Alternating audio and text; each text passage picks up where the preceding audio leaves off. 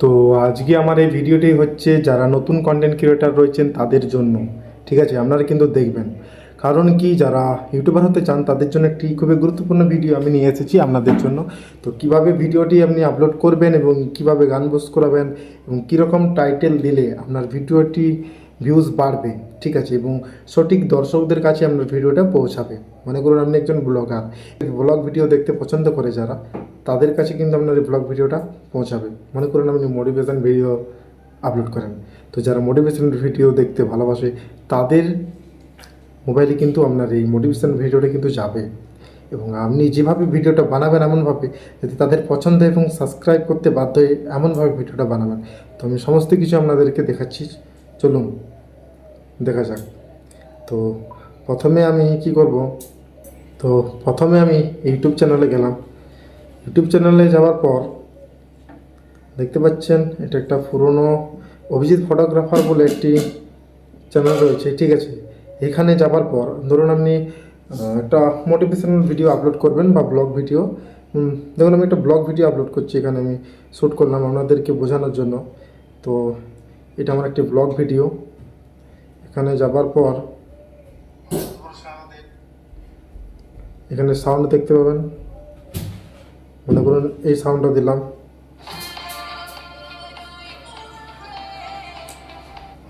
Sound দেওয়ার পর এখানে দেখছেন যে আপনার ভয়েসটা, যদি আপনি কোনো মোটিভেশন ভিডিও দিতে চান তাহলে আপনার ভয়েসটা কিন্তু ওভার থাকবে সাউন্ডের থেকে, ঠিক আছে। তো সেখানে সাউন্ডটা একটুকু ডাউন করে দেবেন, সাউন্ডটা একটুকু কমিয়ে দিলে ভালো হয়, যেহেতু আপনার মোটিভেশন ভিডিও যাতে শুনতে পায় দর্শকরা, নাহলে কী করে বুঝতে পারবেন আপনি কী বলতে চাইছেন আপনার ভিডিওর মাধ্যমে, ঠিক আছে। তো এটা করার পর সমস্ত কিছু এলো। এবার আমাকে একটা এমন হেডিং দিতে হবে যাতে দর্শকরা দেখার পরে ভিডিওটা দেখার জন্য বাধ্য হয় যে ভিডিওর মধ্যে কী আছে। তাই উপরে একটা হেডিং দিলে ভালো হয়। ধরো মনে করুন এটা আমার একটি মোটিভেশনাল ভিডিও, তো আমি বলবো, আমি এখানে হেডিং দিলাম যে কিভাবে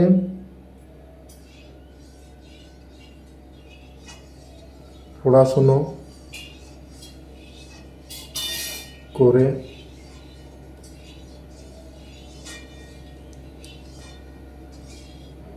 টাকা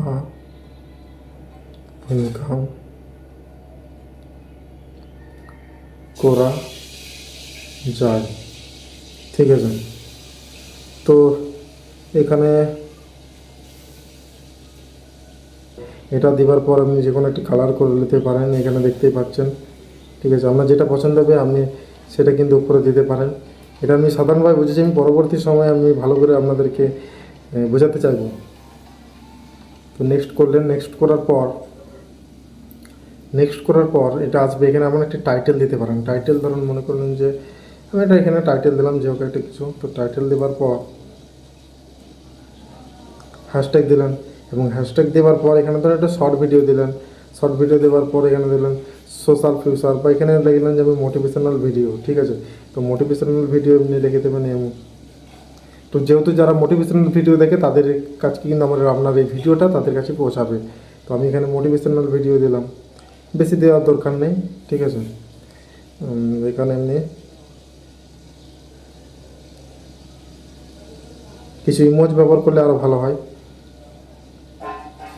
ধর এখানে একটি ইমোজ ব্যবহার করলাম, আগুনের দিলাম এখানে।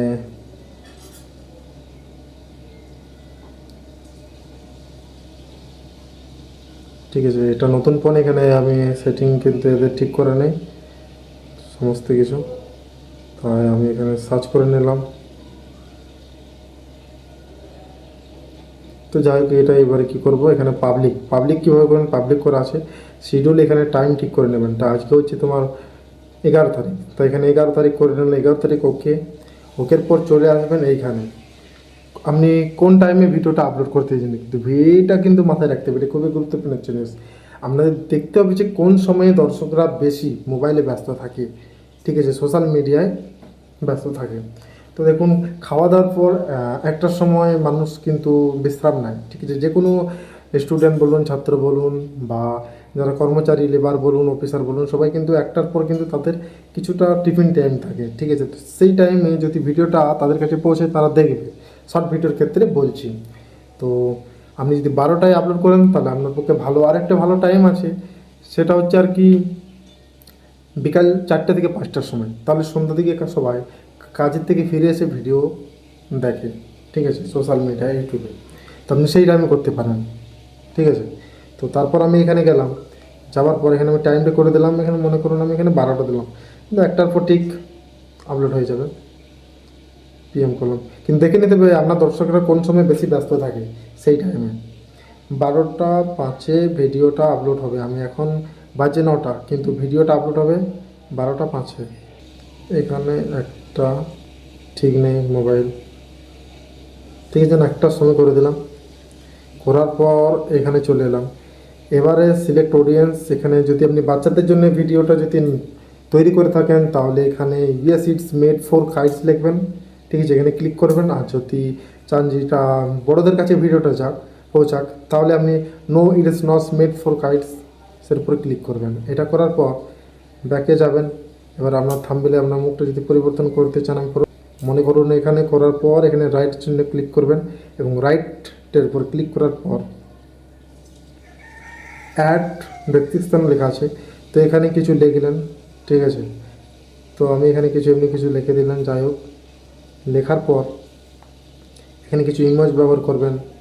যাই হোক, এখানে মাঝে মাঝে এটা আমি বোঝানোর জন্য চেষ্টা করছি। তারপরে এখানে কিন্তু হ্যাশট্যাগ খুবই দেওয়াটা গুরুত্বপূর্ণ, অত্যন্ত দরকার। এখানে হ্যাশট্যাগ দিলেই তো আপনি যে বিষয়ে ভিডিওটা তৈরি করেছেন সেই বিষয়েই যেন হ্যাশট্যাগটা হয়, ঠিক আছে? মনে করুন আপনি আজকে কিছু দুর্ঘটনা ঘটে যাওয়ার কিছু ঘটনা, বা আপনি প্রোটেস্টের ব্যাপার বলছি, তখন আমি এখানে কোনো কিছু প্রোটেস্ট, এখন যেমন চাকরি লিক হচ্ছে, তো আপনি এখানে প্রোটেস্ট দিলেন। যাই হোক, তো কিছু একটা দিলেন, তো আপনার বিষয় অনুযায়ী যেন কিন্তু হ্যাশট্যাগুলো হয়, তাহলে ঠিক মতো দর্শকের কাছে আপনার ভিডিওটা পৌঁছাবে। ওকে, সমস্ত কিছু হওয়ার পর আপনি চলে আসবেন নিচে, নিচে দেখতে পাবেন আপলোড শর্ট। তো এখানে আপলোড শর্ট ক্লিক করার পর আপনার ভিডিও কিন্তু আপলোড হয়ে গেল, ঠিক আছে? কিন্তু আপনি যেহেতু 1টার সময় করে রেখেছেন, এখন কিন্তু ভিডিওটা আপলোড হলেও দরজা কিন্তু খোলা থাকবে না, ঠিক 1টার সময় আপলোড হয়ে যাবে এবং দর্শকদের কাছে পৌঁছাতে শুরু করবে ভিডিওটি, ঠিক আছে? যদি ভিডিওটা ভালো লাগে থাকে তাহলে একটা লাইক দিবেন এবং সাবস্ক্রাইব করবেন। আমি আরও ভালো ভালো ভিডিও বানাবো, আজকে এটা প্রথম ভিডিও, তো এখানে আমার ভিডিও রাখলাম।